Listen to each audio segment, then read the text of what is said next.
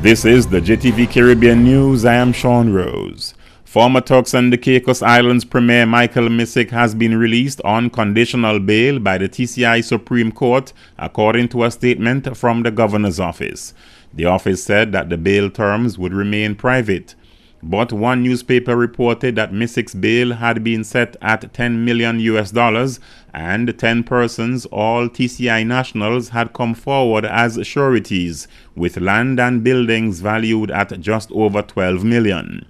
Missick, who was extradited from Brazil last week, is due to reappear in court on March 7 for a sufficiency hearing. Missick's bail application was initially rejected by a magistrate last week before being accepted on appeal by the TCI Supreme Court. U.S. Customs and Border Protection officers in Puerto Rico say they have seized 78 pounds or 35.5 kilos of cocaine inside a container at the San Juan seaport. During the inspection of containers arriving on the MV Caribbean Fantasy out of Santo Domingo, CBP officers found 30 bricks of cocaine. The estimated value of the seized cocaine is $850,000. And Bahamas police say they have seized over $3 million worth of drugs and arrested 2 men during a police operation on Sunday. The Bahamian police say they conducted searches in 2 homes and found 102 kilos of suspected cocaine and 56 packages of suspected marijuana. The police says the cocaine has a street value of $2.8 million, while the marijuana fine has been put at $308,000. The Guyana government says a multi-sectoral approach is needed to deal with the number of suicides in the country. Since the start of the year, 20 people have committed suicide, while several others are recovering from failed attempts. Health Minister Dr. Beheri Ramsaran said suicide is not only a mental health problem, but a cultural issue as well. He said the Ministry of Health would be working closely with various government ministries and other stakeholders in a bid to reduce the high rate of suicides in the South American country. The Indian Arrival Committee, the IAC, in a statement said Sunday it was extremely perturbed over the incidence of suicide. It said that suicide seems more prevalent in the East Berbice region and that it believes this warrants interventions of national magnitude and calls on the authorities to declare the current situation of suicide a national priority. Most of the 20 who committed suicide since the start of the year drank a poisoned substance. Their ages range from 15 to 32 years.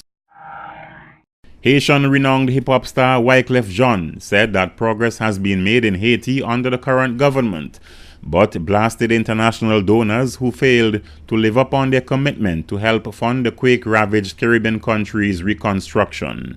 The Grammy Award-winning musician and philanthropist said the international donor community has misled the country, promising funds and failed to make the donations.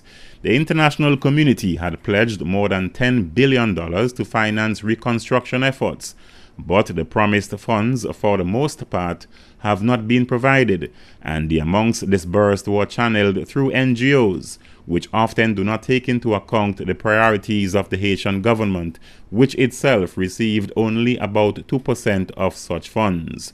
Jean said international donors who pledged billions should make good on their promises.